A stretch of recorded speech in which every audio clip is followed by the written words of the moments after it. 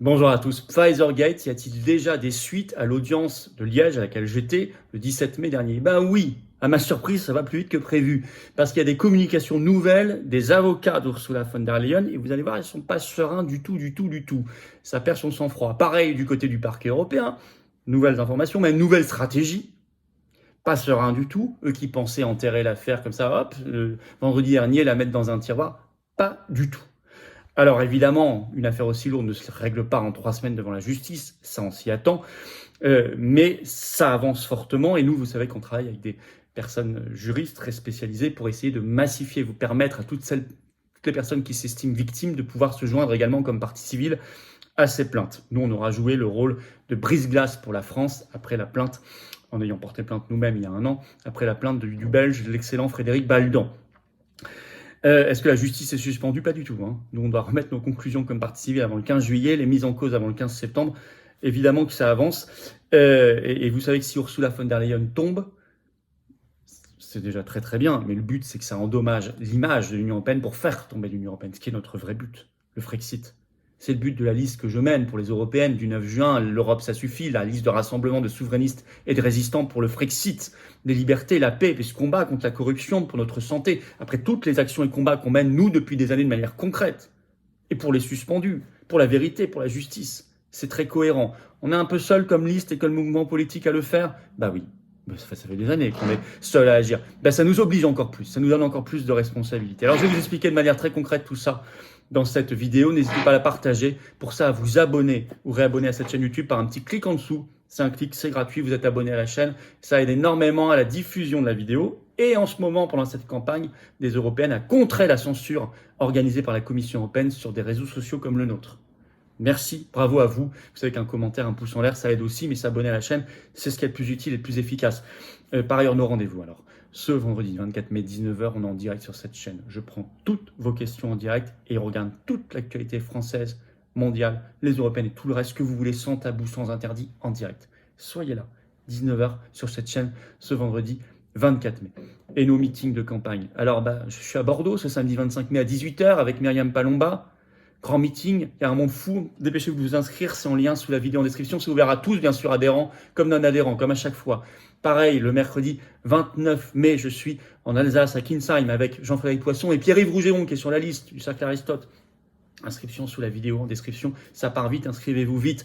La grande journée nationale pour la paix, le Frexit et les libertés à Paris, 11h30, rendez-vous dimanche 2 juin, 11h30, place de Fontenoy, il y aura même des possibilités de restauration sur place, plein d'interventions. Merci de vous inscrire. Pareil, comme toutes les réunions publiques, vous n'êtes pas obligé, vous pouvez venir au dernier moment non inscrit, je vous le dis, hein, comme toujours.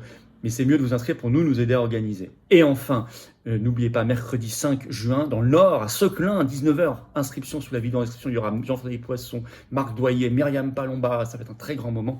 Inscription pour Seclin, pour le Nord, sous la vidéo en description. Et évidemment, je vous attends, patriotes. J'ai besoin de vous. Venez rejoindre ce combat, cette dynamique, cette résistance extraordinaire, magnifique, en adhérant, réadhérant, ou en nous aidant en faisant un don au mouvement dès maintenant, notamment pour financer tout ça et les européennes. C'est possible de le faire dès maintenant. Adhérer, réadhérer, faire un don, c'est les 2 premiers liens sous la vidéo en description dès maintenant. Ces liens sont également sur notre site dès maintenant, les-patriotes.fr. J'en reparle en fin de vidéo, c'est important. Alors, Pfizergate, Ursula von der Leyen, le parquet européen, ses avocats, tout ça, pas serein du tout. Au moment où il y a un nouveau débat ce 23 mai des Spitzenkandidaten, les aspirants candidats à la présidence de la Commission européenne, dont Ursula von der Leyen, on va voir s'ils en parlent. C'est quand même intéressant tout ça. Alors l'affaire est enfin médiatisée, première victoire. Oui, parce que l'audience de Liège fait grand bruit, et y compris dans les médias francophones qui étaient très réticents jusqu'ici à en parler. Alors même en France, c'est là que ça c'est verrouillé en France, vous le savez. Il y a quand même Marianne, ça y est, le 17 mai, qui a fait un article, le titre « Pfizergate et SMS, tout comprendre à l'affaire qui menace Ursula von der Leyen ». Je vous lis un petit extrait. « Voilà qui fait tâche », écrit Marianne. À seulement 3 semaines de briguer un nouveau mandat de présidente de la Commission européenne, ce vendredi 17 mai, le tribunal de Liège a tenu une audience, au cours de laquelle devait notamment être déterminé qui de la justice belge ou du parquet européen est compétent pour poursuivre l'instruction de la plainte déposée contre Ursula von der Leyen dans le cadre du Pfizergate. Alors à l'étranger, en Belgique ou Luxembourg, vous avez le journal Virgule, le 19 mai, qui écrit que c'est un dossier, je cite, qui recèle un important enjeu politique et démocratique, bien sûr. Vous avez le site spécialisé français, Euractiv, Alors là, c'est très important, il est très suivi le 19 mai, qui a fait un grand papier, je vais vous lire un extrait. En rappelant des choses, en avril 2021, le New York Times rapportait que la présidente de la Commission européenne, Ursula von der Leyen, aurait négocié directement par SMS, ne l'oublions pas ça, avec Albert Bourla, PDG de Pfizer, un contrat de 1,8 milliard de doses de vaccins contre la Covid-19. Si tel était le cas, Ursula von der Leyen aurait alors négocié l'achat de vaccins en dehors de tout cadre légal. Jusqu'à présent, ces SMS n'ont jamais été divulgués malgré de nombreuses demandes. C'est bien de remettre tout ça dans la tête des gens, qu'ils n'oublient pas avant de voter le 9 juin. Et puis, vous avez la Belgique qui en parle. La Libre Belgique, grand journal belge, le 19 mai, Sudinfo, le site 7sur7.be, Le Soir, qui a fait plusieurs articles, L'Essentiel, le 18 mai, qui écrit « Les premiers retours de l'audience annoncent un échec émat en faveur des plaignants ».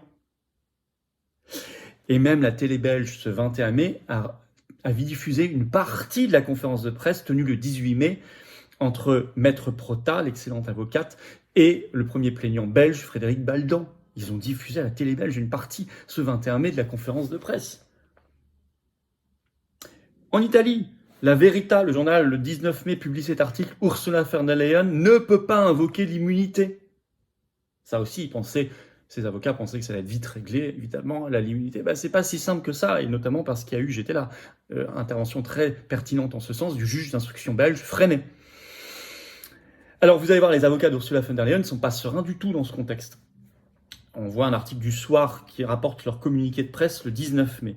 Le titre de l'article, c'est « 3 questions arbitrées par la justice liégeoise pour déminer le Pfizergate ». Et il cite un des avocats d'Ursula von der Leyen, le principal, maître Adrien Massé, qui a publié ce communiqué. Alors, tenez-vous bien. Je le cite. « Divers plaignants, écrit-il, avec des motivations fantaisistes, fondées notamment sur des positions anti-vax, ont déposé plainte auprès du juge d'instruction de Liège contre plusieurs personnes, dont Madame la présidente von der Leyen, en relation avec les contrats d'achat de vaccins dans le cadre de la pandémie de Covid. Ces plaintes sont manifestement irrecevables. L'irrecevabilité de toutes ces plaintes devra être confirmée par une décision judiciaire pour laquelle est compétente la Chambre du Conseil à Liège. Puisque les plaintes sont irrecevables, il n'y a rien à dire sur le fond. Ce serait leur faire une publicité qui ne se justifie pas, nous écrit Maître Massé par voie de communiqué. Alors là, si vous trouvez que ce communiqué est serein, vous me direz où vous trouvez ça, parce que moi je ne le trouve pas serein du tout. D'abord quand ils disent des plaintes fantaisistes, ah oui, la santé c'est fantaisiste, les suspendus c'est fantaisiste, les 400 navigants libres qui viennent de s'ajouter à notre plainte c'est fantaisiste,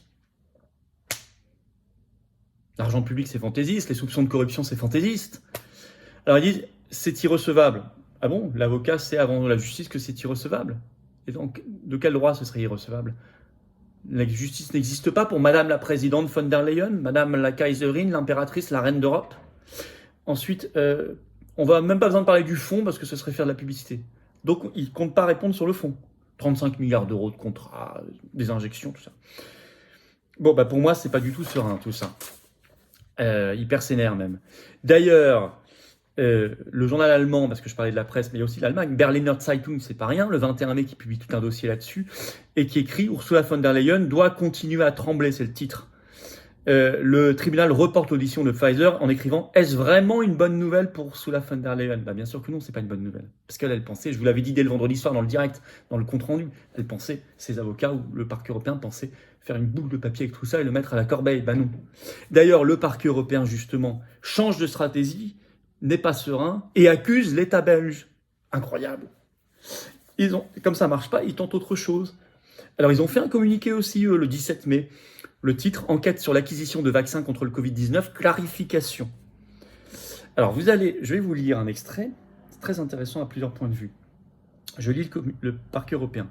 Selon la procédure pénale belge, lorsqu'un juge d'enquête est impliqué, les procureurs délégués européens devraient coopérer avec 7 juges d'enquête désignés conformément à leurs compétences territoriales respectives. Cependant, le parquet européen a constamment attiré l'attention de la Commission européenne sur le manque manifeste de conformité avec le règlement du parquet européen de la procédure pénale belge, impliquant un juge d'instruction qui mène une enquête complète avec tous les pouvoirs d'enquête. En vertu du droit européen applicable, écrit le parquet européen, il incombe au parquet européen d'enquêter, de poursuivre et de traduire en justice les auteurs d'infractions pénales qui portent atteinte au budget de l'UE. L'une des conséquences de cette non-conformité est qu'il existe maintenant des procédures distinctes en instance devant différents organes judiciaires pour les plaintes découlant du même ensemble de faits. Ce qui crie le parquet européen, c'est que maintenant il dit « Vous, État belge, vous n'avez pas transcrit le droit européen, notamment sur la procédure pénale, comme il le faudrait dans votre droit national. » Donc maintenant, comme ils n'ont pas été désignés compétents tout de suite le 17 mai, ils en veulent à l'État belge et ils disent « Vous êtes en infraction avec le droit européen. » C'est leur nouvel angle d'attaque qui devrait nous donner tout pouvoir. Et vous avez vu, ils écrivent « Le parquet européen attire l'attention de la Commission européenne sur ça. » Mais là, il y a un conflit d'intérêts. Le parquet européen qui est censé enquêter sur la Commission européenne en ce moment même attire l'attention de la Commission européenne pour qu'elle intervienne contre la Belgique dans ce dossier-là. Ça s'appelle comment ça? Ça s'appelle un conflit d'intérêts. Alors qu'en plus, donc c'est sournois et c'est pas serein. Alors, en plus, ils attaquent le juge Freinet, le juge belge. C'est d'ailleurs bien noté par la presse belge, article de La Libre le 21 mai, qui le note. Je cite. Le parquet européen, pour sa part, ne communique aucun détail sur l'enquête en cours, afin de ne pas la mettre en péril. À l'issue de l'audience de la Chambre du Conseil, il a cependant publié un communiqué pour marquer son territoire, écrit la presse belge. Le parquet européen rappelle que l'enquête doit être menée en coopération avec les procureurs européens délégués et les 7 juges d'investigation désignés dans l'État membre concerné. Le juge Freinet n'est pas du nombre.